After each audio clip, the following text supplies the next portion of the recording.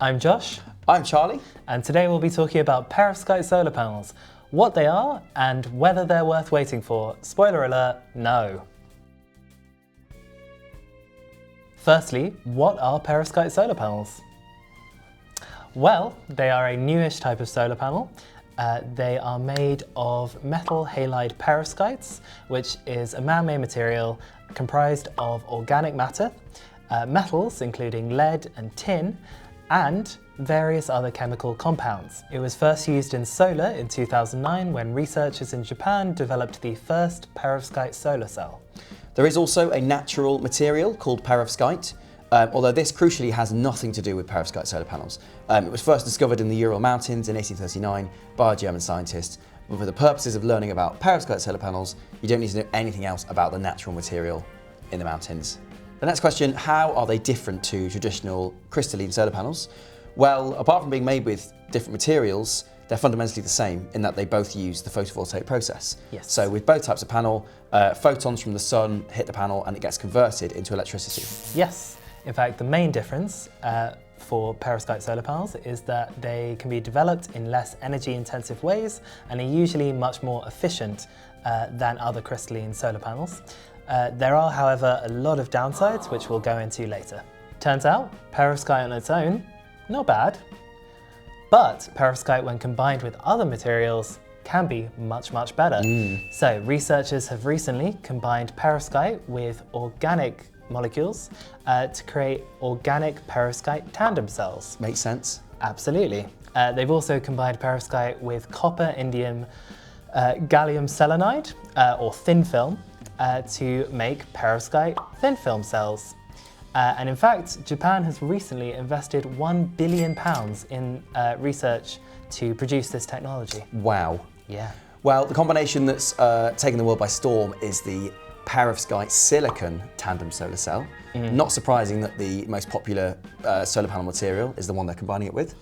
That is because silicon is very good at absorbing light from the red part of the spectrum, and perovskite is very good at absorbing light from the blue part of the spectrum. So combined, they make a great team.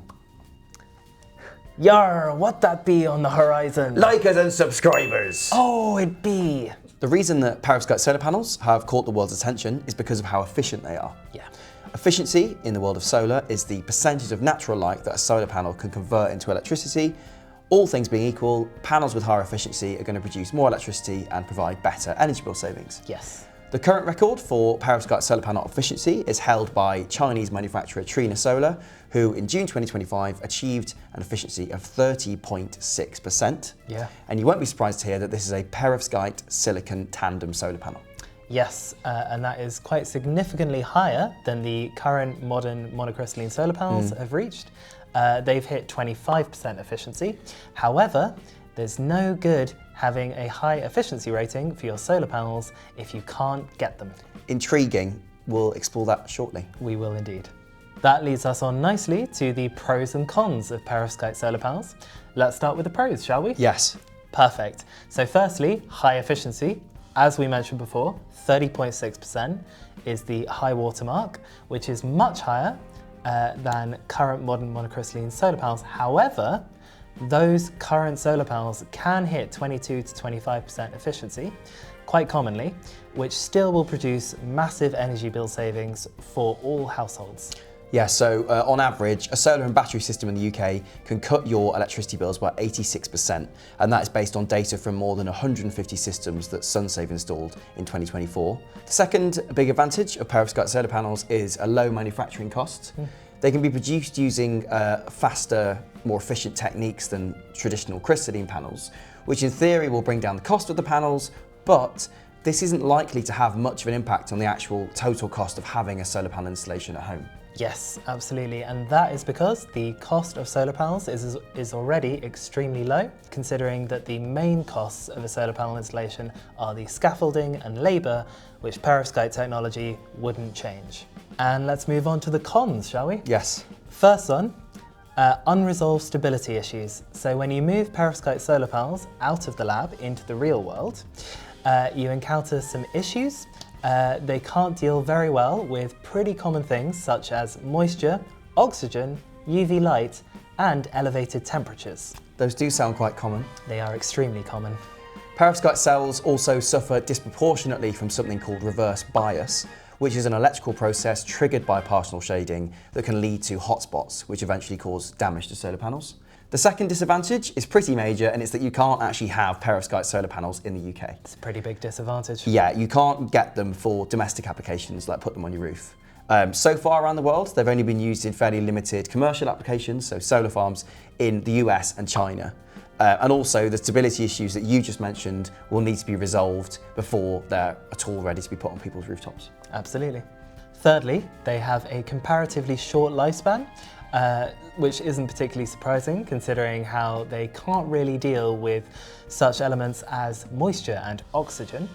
In fact, UK-based manufacturer Oxford PV has made a perovskite silicon tandem solar panel for commercial use, and it's expected to last just 10 years. And compared to monocrystalline solar panels today that can last 30 or 40 years or possibly longer, that's not very good. Yeah. We like talking about the solar panels that were installed in Oldenburg University in Germany We in love the to. 70s. That's still going strong. Yeah. Oxford PV is reportedly trying to create a solar panel, a perovskite solar panel, by 2027 that has a longer lifespan of 20 years, but that still falls far short of what monocrystalline panels can offer.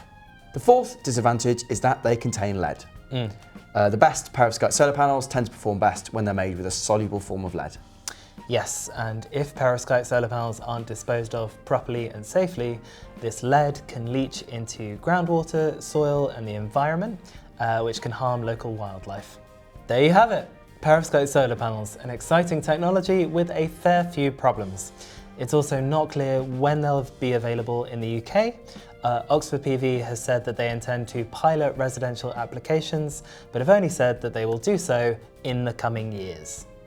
I would say that there isn't really too much point waiting around for perovskite solar panels when monocrystalline solar panel technology is already very effective, very durable, and the panels look great.